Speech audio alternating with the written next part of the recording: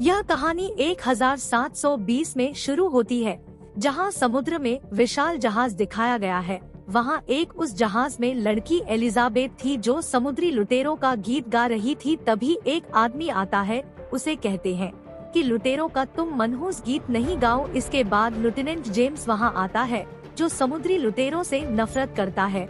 वो कहता था कि हर समुद्री लुटेरों की एक ही सजा है, मौत। वास्तव में जेम्स समुद्री लुटेरों से बहुत नफरत करता है, एलिजाबेथ के पिता जो गवर्नर है, और वे कहते हैं ऐसी बात मत कहो मुझे, मेरी बेटी के दिल में किसी तरह का डर नहीं चाहिए। फिर गवर्नर और जेम्स वहां से चले जाते हैं।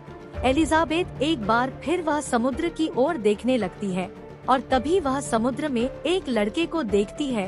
वह शोर करती है और सब आ जाते हैं कि कोई समुद्र से लड़के को बाहर निकाले। समुद्र से जहाज पर वह लड़का को लाते हैं। तभी उन्होंने अपने सामने एक विशाल जहाज को जलते हुए देखा। सभी का ध्यान जलते हुए जहाज तरफ जाता है। एलिजाबेथ उस लड़के के पास जाती है। उस लड़के को होश आता है। वो कहती है कि मेरा नाम एलिजाबेथ है। लड़का कहता है मेरा नाम विल टर्नर है। एलिजाबेथ देखती है कि उसके गर्दन में एक सुनहरा घेरा था और जिस पर समुद्री लुटेरों के निशान हैं। एलिजाबेथ समझ जाती है कि यह लुटेरों में से एक है, इसलिए वो विल का लॉकेट अपने पास रख लेती है, क्योंकि वह जानती है कि जेम्स को पता चलता है कि वह एक लुटेरा है तो वह उसे मार डालेगा। धीरे धीरे समय बीतता गया और कई साल बीत गए। वह बड़ी हो गई है, यहाँ तक कि आज भी उसके पास वो लॉकेट है जो विल टर्नर के गले में मिला था। बचपन में उसने इस लॉकेट के बारे में कभी कुछ नहीं बताया। अब उसका पिता जो राज्यपाल है उसको एक पोशाक देते हैं और कहते हैं कि यह एक नया फैशन है, इसलिए लेफ्टिनेंट जेम्स चाहते हैं कि तुम इसे पहन के उनके पास जाओ एक उत्सव के लिए जो लेफ्टिनेंट के प्रमोशन में दिया जा रहा है। एलिजाबेथ के पिता चाहते हैं कि एलिजाबेथ लेफ्टिनेंट से शादी कर ले। दूसरी तरफ हमें दिखाया जाता है कि विल गवर्नर हाउस में आता है। अब वो एक लोहार बन चुका था। राज्यपाल ने उसे तलवार बनाने के लिए कहा था। उसी तलवार के साथ विल गवर्नर हाउस आता है। यहाँ वो एलिजाबेथ से मिलता है। एलिजाबेथ विल को देखकर बहुत खुश हो जाती है, लेकिन उसके पिता नहीं चाहते कि वह बिल के साथ दोस्ती बढ़ाए, इसलिए वह उसे जश्न मनाने चला जाता है।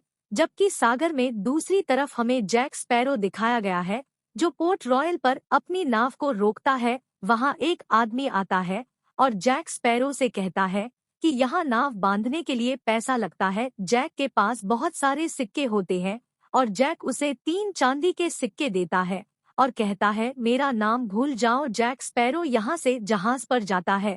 अब वहाँ 2 सिपाही आते हैं। सिपाही जैक स्पैरो से पूछता है कि तुम यहाँ क्या कर रहे हो। जैक स्पैरो कहता है कि वो यहाँ जहाज चुराने आया है, चोरी करने के लिए। सिपाही जैक स्पैरो पर विश्वास नहीं करते हैं।